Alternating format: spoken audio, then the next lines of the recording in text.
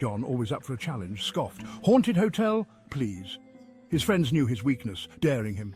The old hotel loomed, a gothic silhouette against the setting sun. John laughed, but a shiver ran down his spine.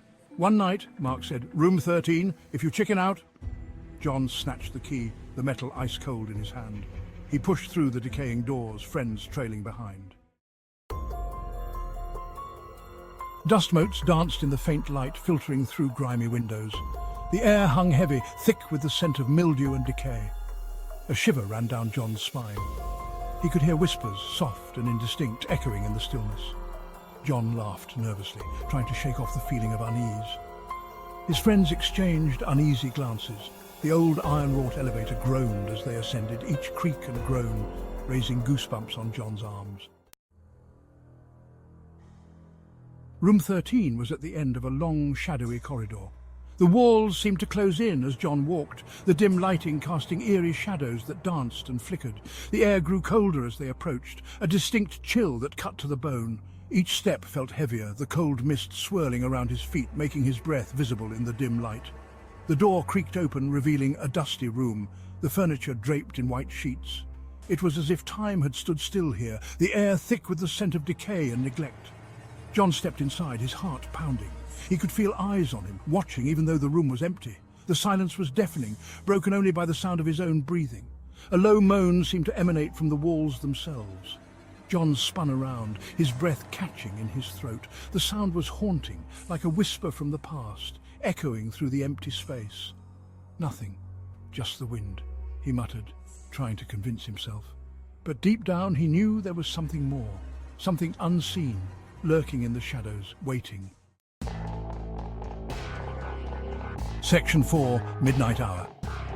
The hours ticked by, each one an eternity. Sleep was impossible. John lay in bed, staring at the ceiling, counting the seconds as they dragged on. The silence of the night was oppressive, broken only by the relentless ticking of the old grandfather clock in the hallway. Every creak of the floorboards, every sigh of the wind sent shivers down John's spine. The house seemed alive, whispering secrets in the dark. He could feel the weight of the night pressing down on him, making it hard to breathe. Then the laughter started. It was soft at first, a child's giggle coming from the far corner of the room. It was almost playful, but there was something off about it, something that made John's skin crawl. John sat bolt upright in bed, his eyes wide with terror. He strained to see into the darkness, but the shadows seemed to move and shift, hiding whatever was making that eerie sound. The giggle grew louder, more insistent, morphing into a chilling cackle. It echoed through the room, bouncing off the walls and filling John's ears with its sinister tone. He scrambled back against the headboard, his heart pounding in his chest. He could feel the cold sweat trickling down his back, his hands shaking as he clutched the bed covers. The temperature plummeted, the air thick with a palpable dread. Frost began to form on the windows, and John's breath came out in visible puffs. The room seemed to close in around him, the walls pressing in as the laughter continued to echo, relentless and terrifying. Section 5. Trapped! The room was in chaos. Furniture was overturned, sheets were ripped from the bed, and the laughter echoed, deafening all around him. The air was thick with a sense of dread, and shadows danced menacingly on the walls. It felt as if the room itself was alive, breathing and watching his every move. John scrambled for the door, but it wouldn't budge. He pulled and yanked with all his might, but it was as if an invisible force was holding it shut. The laughter was right in his ear now, cold and menacing, sending shivers down his spine. He could feel the icy breath of something sinister on his neck. He screamed, a primal cry of terror, as a cold, unseen hand clamped over his mouth, silencing him. His heart pounded in his chest, and his mind raced with thoughts of escape.